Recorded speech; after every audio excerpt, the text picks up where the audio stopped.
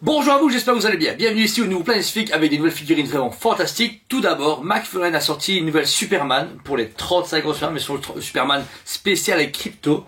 Alors, dans ces McFarlane Collector Edition, vous pouvez voir que c'est un magnifique Superman, alors cumulé, avec le Crypto, avec du mix média au niveau de la cape. Un super beau Superman, franchement, 29,90 le produit.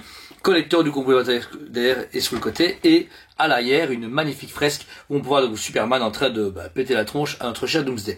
Superman emblématique puisque c'est le retour de Superman après sa mort, un comics très connu et une figurine très attendue par les fans puisqu'elle est vraiment tip top niveau qualité, beau visage, différentes paires de mains et le Crypto qui n'est jamais sorti auparavant, donc ça c'est cool. Notez un truc important comme à chaque fois je vous montre, les versions un peu Platinum sont des fois vendues au hasard dans le magasin, et bien on a eu encore la chance de la voir, donc ça c'est la version normale. Sa version variante par contre elle est un peu space. Vous l'avez en version toute vert glow in the dark.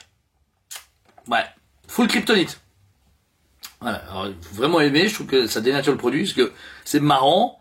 Mais je crois un mec qui l'a commandé sur McFarlane directement et qui reçoit ça, il fait pourquoi il est pas blanc? Pourquoi il est pas tout blanc et rose? Voilà, donc c'est pas un mauvais produit du tout, il est super chouette, mais là c'est très particulier comme variante. Les autres ça allait, les coloris d'armure ça passait. Le côté un peu fun était chouette, mais là, c'est un parti pris de l'avoir fait comme ça, parce qu'on passe de ça à full kryptonite, c'est un peu limite, mais bon voilà.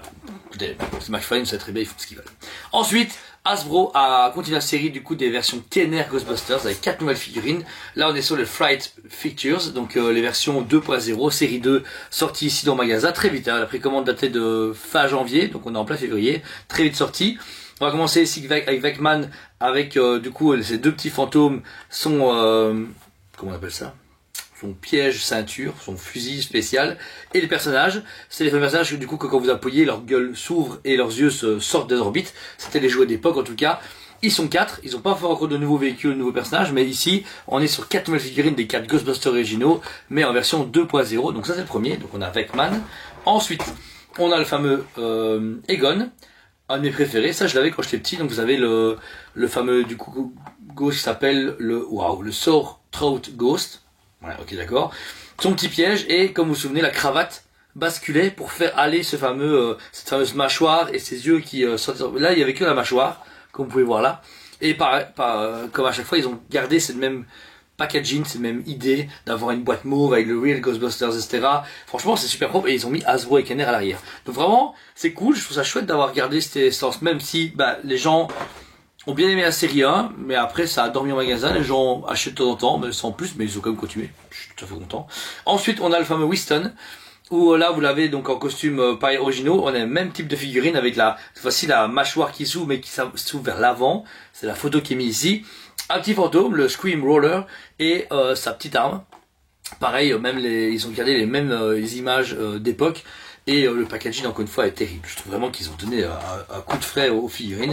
Et pour finir, on a Ray qui est là avec cette fois-ci ses oreilles qui sortent de leur gond, façon de parler, et son masque monte pour que ses yeux soient beaucoup plus gros. Après on trouve surtout son petit t-shirt Ghostbuster qui est mis en avant, j'adore, et le fantôme qui s'appelle du coup le Jail Joe Ghost. Franchement, tip top. Figurine à 22,90, c'est pas trop cher, même prix qu'avant, on était plus ou moins à 20-25 € la figurine, donc c'est super abordable. Et puis encore une fois, ils sont vendus tous les 4, donc d'un coup c'est bien. J'aurais aimé d'autres véhicules, j'aurais aimé retrouver la coccinelle qui ouvrait la mâchoire, j'aurais voulu que ils rééditent la fameuse Firehouse, ça serait génial, peut-être un futur Aslab, faut vérifier sur Hasbro Pulse, on verra bien. Mais en tout cas là, Hasbro a fait vraiment du très beau travail. Donc voilà. J'espère que le Planisphérique vous plaise actuellement. Pour l'instant ça va plus calme, je sais que beaucoup sorties, là il y a eu vraiment un calme pendant le chinois, donc mois de février. J'ai pas de gros arrivages pour le moment, donc je vais d'autres choses, il n'y a pas de problème. Je suis presque à 2 doigts de trouver ce format de vidéo de figurines par rapport à Hot Toys et à Mesco, etc. J'y travaille, je peaufine aussi le local pour faire des vidéos et autres. Mais voilà, en tout cas je vous ai pas oublié, je suis vraiment à fond dedans. Et je vous remercie à tous qui regardent les vidéos, qui achetaient en magasin, parce que le Planisphérique fonctionne très bien. Vous soutenez le magasin via les achats en ligne, parce que c'est super important de faire vivre le magasin qui fait des vidéos, c'est toujours cool. Et puis même les retours que j'ai en magasin, que j'en vienne me dire ouais j'ai votre figurine, je vais l'acheter, etc., etc. Ça fait plaisir parce que je trouve que le jouet a pris vraiment du plomb dans l'aile. En général, je trouve que les gens s'y intéressent plus autant qu'avant, les gens sont difficiles, les fabricants et fournisseurs sont pas tout le temps optimales. Après on a encore des coupes de quantité sur des figurines, donc au lieu d'avoir je sais pas 20 pièces, on en a 2 et on se fait les gars, ils sont où? Ouais mais vous savez la production, la distribution machin, et au final on voit que c'est plus géré par les gens qui ont créé le jouet. Vous voyez, il y a plus, à part McFarlane, pour moi, qui est le créateur de jouets, Hasbro, Mattel, etc. ne sont plus derrière leurs produits. C'est quelques créateurs qui sont cool. Mais je ne vois plus les mecs qui s'engagent dans des lives, qui s'engagent dans des magasins, dans des collections, qui font, on a des idées de fous. Même ça, les Ghostbusters, c'est cool, hein. Franchement, c'est chouette.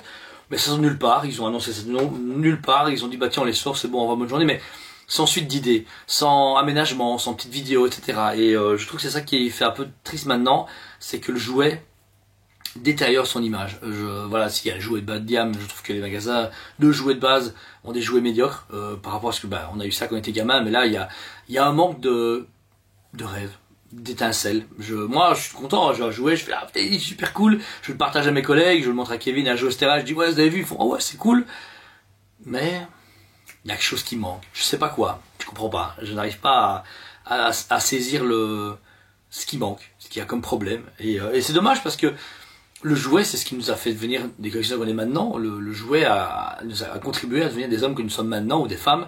Et je trouve que c'est fantastique. C'est grâce à ça qu'on a quand même tous ces gros tons de malade mental, qu'on a des jouets encore maintenant, qu'on a des Funko Pop, qu'on a des statues, qu'on a des Iron Studios. Enfin, c'est grâce à ces jouets de base qui nous en font rêver, qui ont transcendé du coup notre passion et qui ont continué jusque maintenant, en 2024. Et je trouve que la grande distribution ou la petite distribution ne sont pas assez engagés.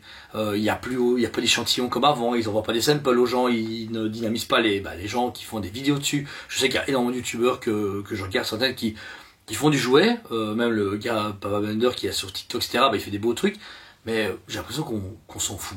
Enfin, il fait du beau travail et en fait on le dynamise pas. Il dit pas, Hasbro n'est pas là, ouais écoutez les gars, tiens voilà des figurines, machin, fait ça, on va faire une convention sur le jouet. Il y a même pas de salon du jouet pour les particulier. Vous voyez, veut dire où McFarlane, Hasbro, Mattel vient, tout serait là et proposer des jouets ou dire aux gens, voilà, ça c'est le jouet de collection, parce que on a quand même des gros salons Comic Con où il y a des statues, où il y a des gros trucs, il y a des Prime One Love Show, il y a des Sideshow Con, machin, mais où est le jouet? Où est cette étincelle de se dire, tiens, on va reprendre l'enfant de tout âge et lui montrer ce que c'est le jouet, lui refaire des véhicules, lui refaire des dioramas, faire vivre ça, etc. Je trouve ça vraiment que ça manque beaucoup. Enfin moi, quand j'étais dans un magasin de jouets, quand j'étais gamin avec mon père, c'était énorme, il y avait des rayons fous, ils étaient grands, les gens arrivaient, ils vous montraient une figurine, ils vous la passaient, il y avait des échantillons, ils faisaient des décors, les mecs qui connaissaient leur jouet. Non, dans un magasin à Bros, moi à part, ils font rayon Lego et par là. Non, moi je vais voir les figurines.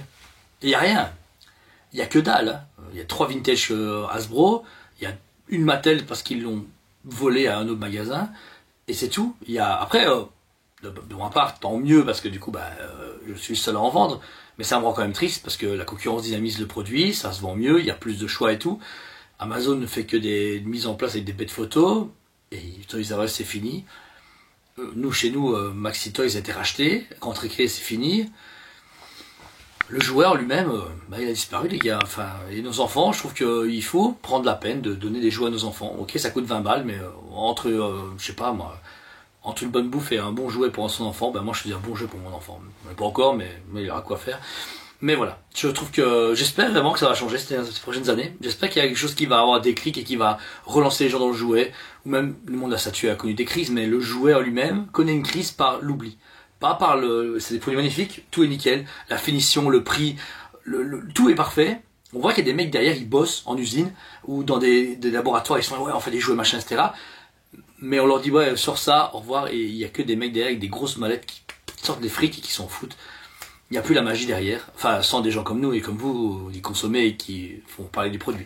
Mais voilà, j'espère que ça va changer. En tout cas, moi, j'y m'y engage, j'y travaillerai, comme j'ai toujours fait Jack Sublanifique, et je vous assure, c'est proche. J'ai presque fini mon agenda pour pouvoir tout tourner, parce que faire ces vidéos me prennent beaucoup de temps, en plus de celles que je fais pour le magasin avec Jordan, et en plus de tout mon travail, et en plus de mes activités.